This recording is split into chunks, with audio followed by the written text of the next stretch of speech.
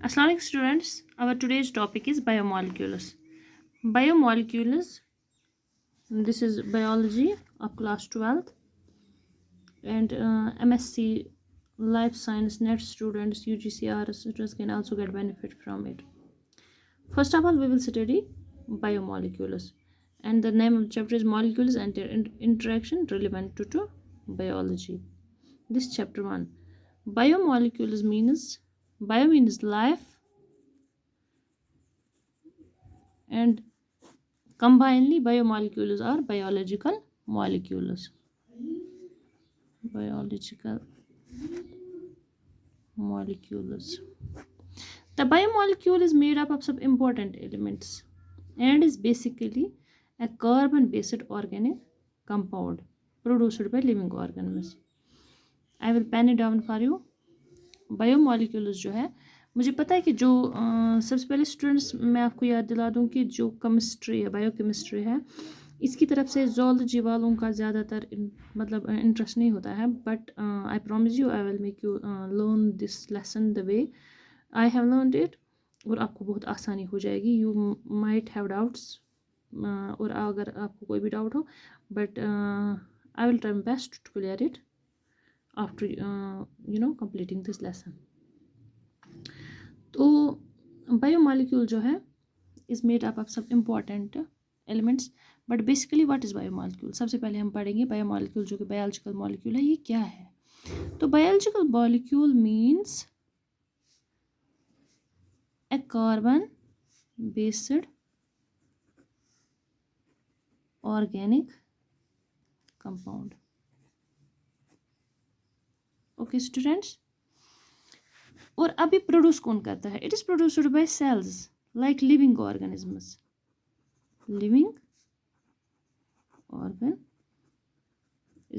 या फिर living organism जो है वो सेल्स के थ्रू इसको प्रोड्यूस करते हैं तो बायोमोलिक्यूल जो है it is made up of सब important elements more than 25 chemical elements in fact but there are 4 major elements that make 99% of the cell जो सेल को जो ये बायोमोलिक्यूल्स है या मॉलिक्यूल्स हम बोलेंगे जो सेल को बनाते हैं इसमें से जो 99% रेशियो है वो बनाते हैं कुछ 4 एलिमेंट्स देयर आर ये मेजर एलिमेंट्स कुछ है there are major 4 elements that make 99% of the cell okay clear students तो वो क्या क्या है वो है नाइट्रोजन ऑक्सीजन कार्बन हाइड्रोजन ये most of the cell part बनाते हैं हम वहीं पे आएंगे मॉलिक्यूल्स पे और उनकी इंटरेक्शन हम लेटर पढ़ेंगे उससे पहले हम एक एक चीज़ डिस्कस करेंगे बट पहले ये पॉइंट अब है पॉइंट नंबर 2 जो बायोमोलिक्यूल्स है तो ये बेसिकली क्लासिफाइड होते हैं 2 तरह के मॉलिक्यूल्स में ठीक है ये पॉइंट नंबर 2 आप इस टाइप ऑफ नोट में आपको हेल्प कर रही हूँ ये पॉइंट ये थी इसकी definition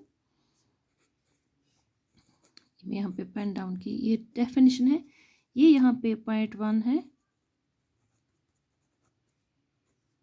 point 1 and this is point 2 it is basically what it means biomolecule it is basically classified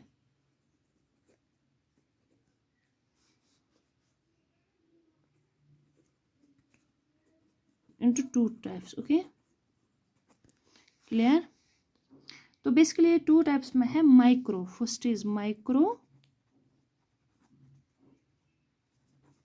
molecules and second one is macro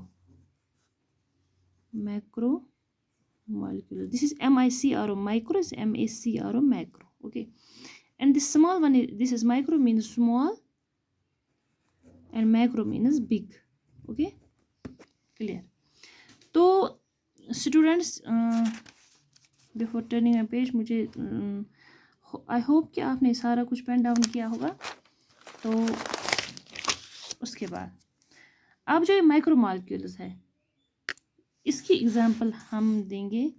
example है इसकी, it is simple, just sugar, amino acids,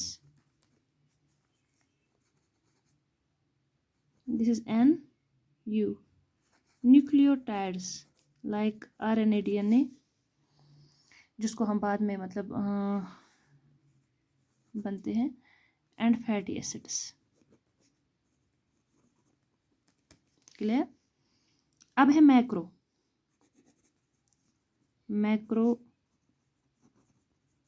molecules की example. ये हमें micro molecule से ही मिलेंगे, जैसे sugar से हमें मिलेगा कार्बोहाइड्रेट, उसमें है कार्बोहाइड्रेट्स जो कि फूड जो हम खाते हैं उसके कॉन्स्टिट्यूएंट्स भी हैं, प्रोटीन्स, लिपिड्स या हम फैट्स भी बोल सकते हैं, और है न्यूक्लिक एसिड्स। न्यूक्लिक एसिड्स में आएगा DNA, RNA।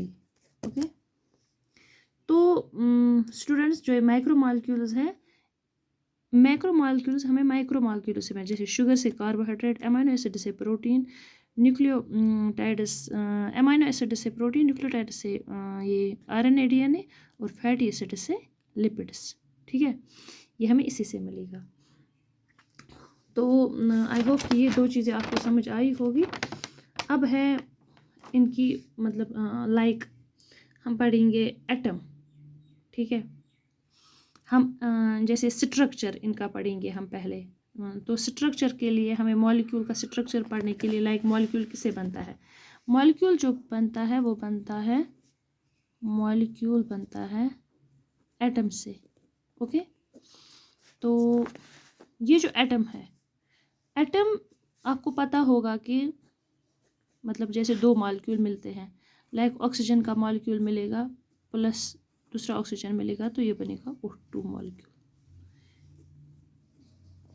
ऑक्सीजन। क्योंकि ऑक्सीजन मतलब जो एग्जिस्ट करता है, ऑक्सीजन का जो ये मॉलिक्यूलर फॉर्म में, ये एटॉमिक फॉर्म में एग्जिस्ट नहीं करता है। तो वैसे ही अब हमें मतलब बहुत सारी चीज़ें हैं जो हम जैसे H2O, वाटर जो बनता है वो हाइड्रोजन के दो मॉलिक्यूल बनते हैं, ऑक्सीजन का एक। बट बिफोर मूविंग फर्दर हम पहले पढ़ेंगे कि स्ट्रक्चर क्या है इसका, एटम का। अगर ये मॉलिक्यूल बनता है एटम से, और मॉलिक्यूल की ये सारी काइंड्स है, बाकी चीज़ें हैं, या हमने मॉलिक्यूल की बाकी चीज़ें पढ़ी, like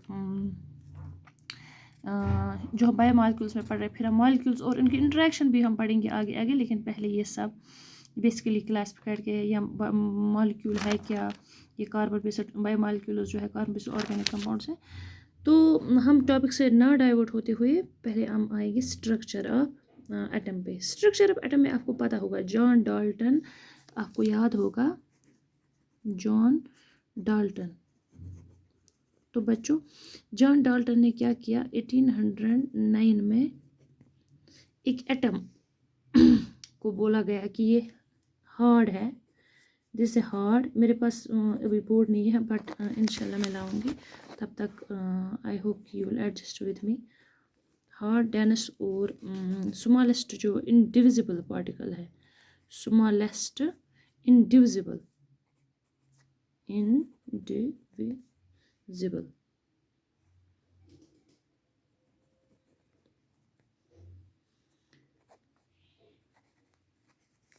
indivisible particle of matter, जो ये बोला जॉन डाल्टन ने 1809 में। उसने बोला, यहाँ पे थोड़ी सी स्पेस है, 1809 है ये एग्जैक्टली। तो 1809 में जॉन डाल्टन ने बोला कि जो एटम है ये hard, dense, smallest indivisible particle है। बट आफ्टर सम टाइम जो इमिशन ऑफ नेगेटिवली चार्जड और पॉजिटिवली चार्जड हुआ फ्रॉम रेडियो एक्टिव एलिमेंट्स, यहाँ कुछ गैसेस से, जब उनको on passage of electricity at low pressure, जब उनको एक कम प्रेशर में जो उनको वो मतलब इमिशन ऑफ पार्टिकल्स हुआ, उसमें उन्हें पता चला कि ये और भी कुछ चीज़ों में डिवाइड हो सकता है एटम। ठीक है, जैसे कि अभी पता है कि प्रोटॉन में है इलेक्ट्रॉन, प्रोटॉन, न्यूट्रॉन, और भी कुछ है एटम में, वो हम आगे पढ़ेंगे। बट उस वक्त तक ये समझा जाता था कि ये जो एटम है ये इंडिविजिबल है, बाद में जॉन डाल्टन को 1809 में पता, जब उसने वो ये बोला कि ये इंडिविजिबल है, बाद में लेकिन पता चला कि नहीं ये इंडिविजिबल नहीं है, इसको और भी हिस्से हो सकते हैं एटम को। लेकिन कैसे पता चला? emission of negative charge and positive charge particles from radioactive elements as well as from gases on the passage of electricity at low pressure। ठीक है, इसी की वजह से इसी ने कन्विंस किया साइंटिस्ट्स को कि atom is not indivisible but is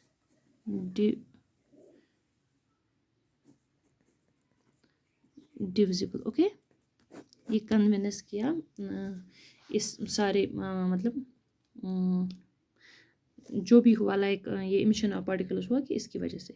अब आज सब जानते हैं, मतलब it's a fully establish fact now that atom consist of 3 major fundamental particles called electrons, protons and neutrons.